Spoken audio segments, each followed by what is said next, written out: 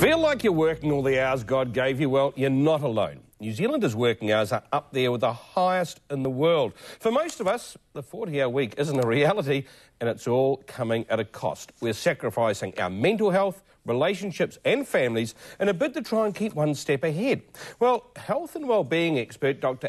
Fraser says we can have super productive days, achieve high performance with maximum efficiency and zero stress, and leave at 5. He says it's all about getting into the flow. All sounds too good to be true. So what is the flow?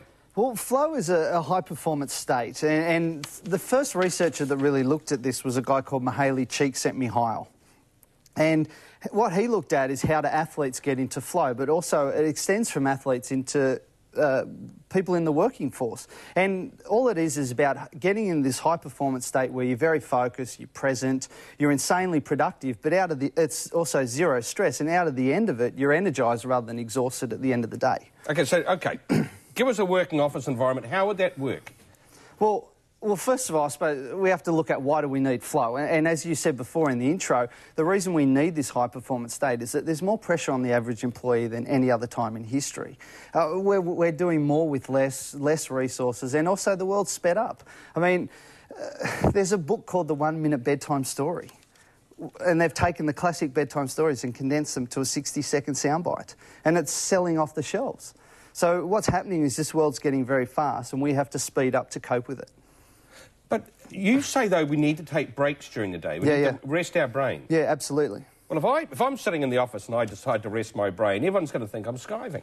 Well, I mean, that's the culture of the workforce, isn't it? That everyone thinks you've got to be putting in long hours, and unless you are stressed and busy and look overwhelmed, you're a bludger. So the thing is, we've got to change that culture. The thing is that your brain can't work your entire day. It needs to have breaks. It gets tired. And when you have a break, you change your brain chemistry so that it's more productive when you re-engage back in again. What do you mean by a break for the brain? So what do I mean? A 5-minute break where you just switch your mind off, do some relaxation, take a walk, you know, just switch off from work, have some relaxation. And we're talking a 5-minute chunk. So if you did that a couple of times a day, that would go a huge way to reducing your stress, but also increasing your productivity. And what we've got to look at is, are we focusing on time or are we focusing on output? And most people focus on time. And if I'm in the office for a long period of time, then I'm a hard worker and I'm doing great. But, you know, what have you done at the end of the day? See, I mean, everyone would have the scenario where the boss gets into work at 7:30 and the boss is the last to leave the office at 9 o'clock and everyone's feeling the guilt. So if they leave... and they all sit there and wait for him to leave, and when he leaves, they all take off. So what do you do about that? Well, I mean, once again, it's a cultural issue. And the thing is that most people stay, and we're seeing a shift in that with this new generation coming through, and they're not... They want more work-life balance. And what they do is they get in, they get the job done, and they go. And that's what we've got to start to look at is focus on, are we getting the productivity done? And if you get your work done, you should leave. And communicate that to your boss. Communicate that to the people around you. That, you know, I've done all this stuff and it's time to go home now. OK, we are leading more stressful lives. There's stress everywhere. Certainly. How do you let it go when you go home? How do you let it go when you go home? Well, one thing I talk about is this concept of the third place. So the thing is, during the day, you have a mindset. So your mindset is you're busy, you're flat out, you've got a lot to do, you've got to do things quickly. Most people race home at the end of the day and take the mindset home with them. I was talking to a CEO the other day who said, you know, he walks in the door, he's finishing his wife's sentences because she doesn't talk fast enough. He's yelling at his kids because they're not time efficient. And he said, they hate me coming home. So what I talk about, the third place is the transition from work to home.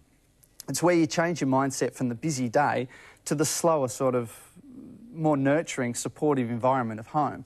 And your third place can be anything. It can be the drive home where you turn the phone off, you know, just... Turn the phone off? Yeah, I know. It's a foreign concept and we might need some therapy to get through that. But, you know, turn the phone off, relax and start to wind yourself down from the day. I mean, with me, my office is in my home.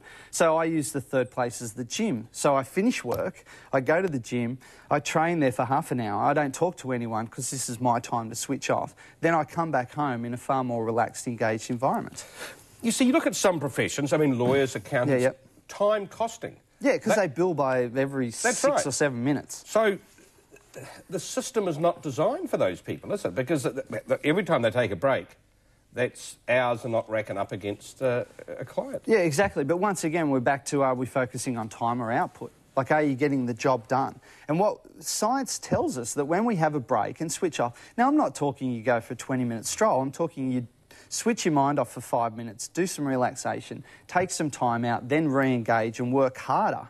So what you do is work really hard, switch off, work really hard, switch off. Okay, I was going to say, look, for the average punter watching here tonight, for someone working in office or whatever they do, they're watching thinking, yep, I'm stressed out. What are the tips you'd say to them? Okay, these are the things you need to start on right now to get that stress down. Okay, number one, have those breaks in a day and practice that for 5 minutes you really relax. So switch your mind off, do almost meditation style. So you could go sit in a meeting room or something, just relax, take some time out, then re-engage. So that's going to drop the stress levels. The other thing is also that you've got to minimise multitasking. We're all supposed to multitask. Well, years ago, you were a champion if you could multitask. But what we know is that a brain that's multitasking is not very productive. And also, it's insanely stressful to the body because you're constantly juggling tasks. You're trying to do more than one thing at the one time, and the body's just not built for that. And science shows us that when we focus on a single task, we get it done quicker and we're less stressed at the end of it. So we've got to minimise multitasking. Now, having said that, there are certain tasks you can do. Simple tasks like, for example, you can drive and talk hands-free.